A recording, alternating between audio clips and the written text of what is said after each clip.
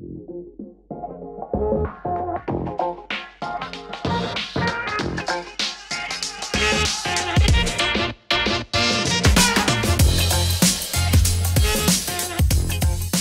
right, and I already teased our next guest, but that is Dr. Bill Sysak.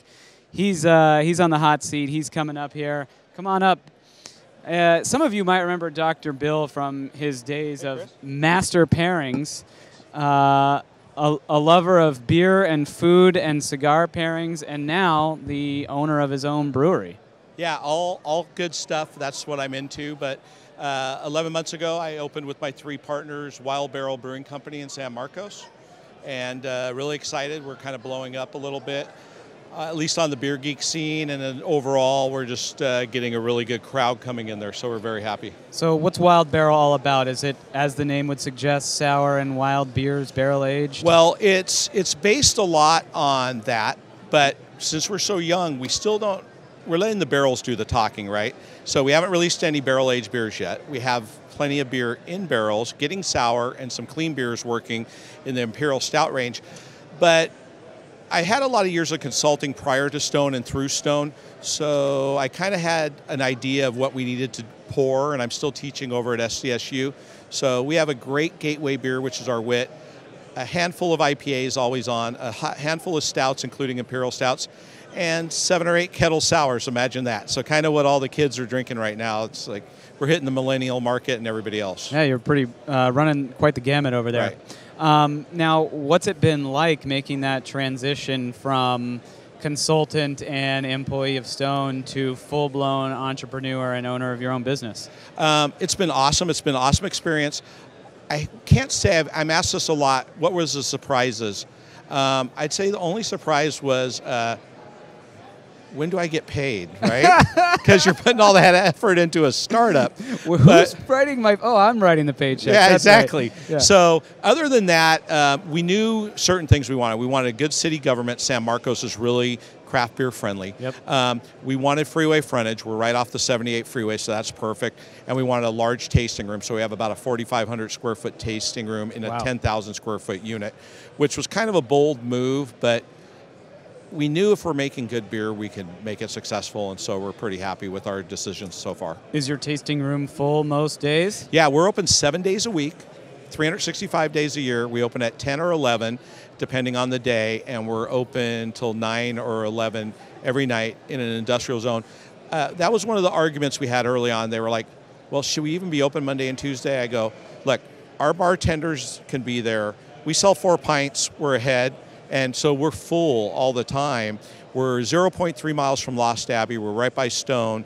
There's a DMV right there. The DMV employees have been sending people over when they have a 3-hour wait, literally.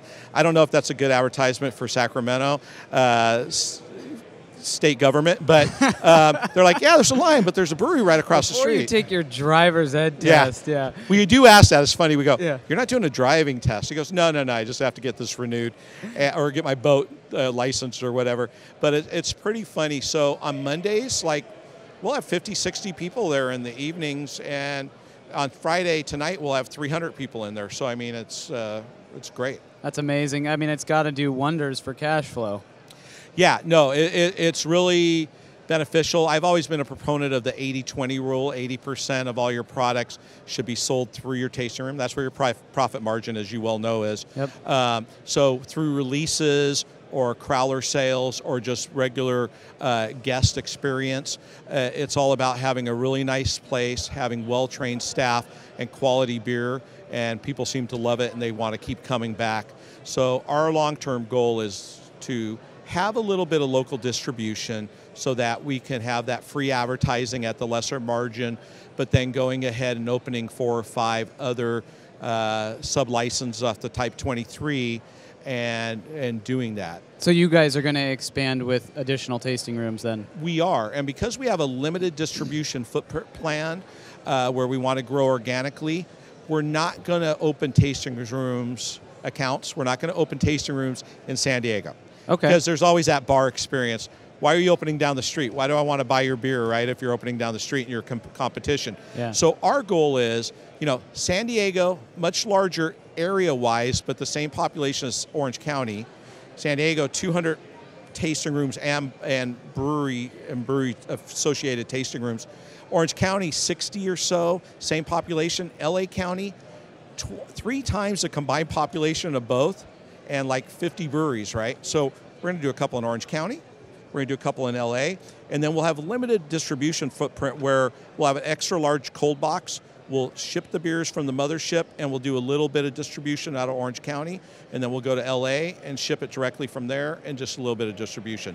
But our goal is to just have that user experience, not be on a grocery store shelf. Now, are you guys going to do your own distribution, or are you going through Stone? Or we are right now. I'd like to keep it that way. I was just talking to my good friend Julian Schrago, and he said that they just went with distribution after doing something like 5,000 barrels of cans or something. They stretched it as far as they could. I know one thing, hopefully my partners agree, I have no wish to be a regional brewery, because once you get to that scale, you start chasing your tail, right? And you have to grow. That hyper-localism isn't there. I'd much rather have 4 or 5, I almost said youth, customer experience places where people can go and enjoy themselves. Now, you mentioned earlier the sort of tension that builds between tasting rooms, tap rooms, and retailers. And in Boston, where we're based, we're starting to see retailers get a little bit more vocal about that, because what's quite popular there now are these beer gardens, these pop-up beer gardens. Pop-ups, yeah, I've been hearing about that. And it's like, last year there was one, it was Trillium, and that was it. And then now it's like every week there's a new one popping up. Sure. And I think a new brewery opened, I want to say, earlier this summer. And then I read the other day that they already have a beer garden popping up. And I'm like, they haven't even been open for a couple months. So the retailers are getting a little bit upset that, hey, you're taking our customers away. Are you starting to see that in San Diego with 150 plus breweries and all the tasting rooms there? We're not seeing any issues with pop-ups yet, but we are seeing in the more saturated areas of San Diego proper, like North Park. We have a lot of great craft beers bars there, and we have a lot of breweries that opened ancillary tasting rooms in that area, and so they're getting a little pushback from the bars, and I totally understand it. They just passed that law in Illinois, and I'm going, wait, the Restaurant Association and the Bar Association had nothing to say about that? They're not pissed, and now we're starting to see a little bit more of that movement towards it. But it's one of those things where you want to support those experiences. I mean, Stone kind of started it by opening tasting rooms, but knowing Greg as a close friend since before he opened the brewery, his actual reason for doing that was not to make more money in different places. I'm sure that was a side effect that he was looking at, but he wanted it to be so people didn't have to drive to Escondido on the weekend to get a growler or a keg. He wanted these experiences. I mean, they opened Berlin, not necessarily so they could have this take over Germany. They had all these people in Europe that wanted to buy their beer, and he wanted to have a less of a carbon footprint and have a production facility so the beer would be fresh. He's all about quality, so that it's fresh there and it can go out to Italy or Norway or wherever, or Germany. So that was a partial goal in everything he did. But they unfortunately started this whole trend of breweries opening that. I mean, the Type 23 was originally for just production storage, and then it got grandfathered into these retail spaces, and now you can have 6, which I'm quite happy about as a new brewery owner, because that's my model, but I could see where that could be a headache for a lot of bars, especially if you're selling in that area. Yeah, as more breweries like Wild Barrel continue to expand in that way through the extensions off the Type 23, do you expect to see even more pushback than there might be right now from retailers? Like, at what point do they throw their hands up and say, like, look, enough is enough, and now we're actually going to go kind of head-to-head and fight you on this stuff? Well, I think it's hard for them to fight in a legal. It's doable in a legal capacity, as far as, because the trade association is pro brewery, it's pro craft beer, independent craft beer, but it's pro brewery.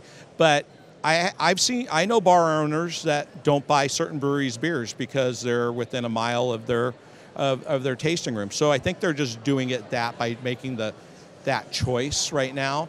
But there is a lot more vocal, not anger, but people are less happy. Yeah. And it's starting to really grow, and I'm hearing it more. You have to catch it under, it's like under the sound, right? It's undercurrent, but it's there. Yeah, well, they might run out of breweries to stop supporting if everybody's opening tasting rooms. Exactly. I mean, you know, there's a lot of breweries opening. We've got the greatest industry in the world, right? Because any given year you can have 10,000 restaurants, 10,000 closers, right? Yeah. And we have such a low closure rate. But what I see is new breweries, you guys better have great quality beer and a focused business plan and know what you're doing going in. Because the days of being able to brew any 10 beers and customers coming in by going, oh, hey, there's a craft brewery down the street. I've heard of those. I want to go check it out. That's not happening anymore. It's very competitive now. Do you still think the beer industry is one of the best industries in the world? I do. Part of it is that weird spin-off from the BMC guys that it's us against them, right? So it's that collaborative effort. You see times where it's not so collaborative, but I can still, for example, through people I've met over the years, I have no problem calling, say, Stone next week and saying, what kind of hops do you guys have? We need hops, right? Yeah. It's that collaborative effort. If there were 3 widget factories within a mile and they found out I was out of raw material to make widgets for 2 weeks, guess what? The other 2 would be fighting over my territory and ordering more widget material to ramp up production and take it over. Right. You don't really see that in the craft beer industry, which is great. And part of that, once again, is because it's always craft beer versus the macro breweries. And the macro breweries are telling us, no, we're all beer. It's the wine and spirits, right? So there's that whole thing. You don't buy into that? No, I don't buy into that. Sorry. Why not? Well, beer as a whole has been losing market share to wine and spirits, but really it's been macro breweries that have stayed stagnant and been losing market share for years to that area. Craft brewing's matured, we know that, and so it's slowed down. The days of double-digit growth are gone, especially if somebody like AB InBev can buy a brewery that has 600,000 barrels production. That's going to hurt us that year once again, right?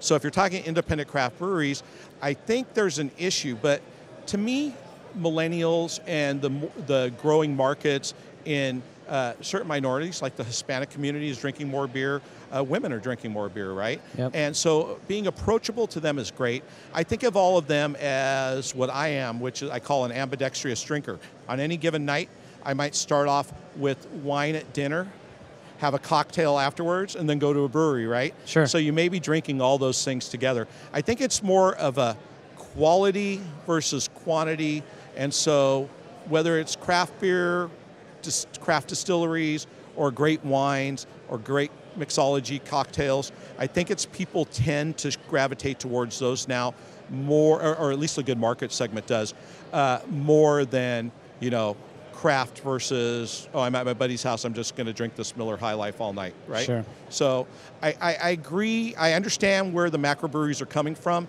and they have a very well thought out argument, but I just think we naturally tend to gravitate more towards the side of the wineries and cocktails and spirits because they have the same kind of thing in their favor, which is quality and flavor and artisanal and localness. I think one thing interesting, though, sorry, I'm long answer, is we're starting to see all these distillery license, right? Over 2,000. Bart was talking about that in his kind of state address. And so now we're going to have competition from local distilleries pulling away from the local breweries. Yeah. I mean, it is just a fascinating environment out there with all the competition, not only within beer, but outside of it, as you mentioned. Now let's throw one more in there, cannabis. How does that affect things? Well, according to Bart, it's not. But, and, there are people that enjoy a nice bud and then something other than a bud when they're drinking, right? Yeah.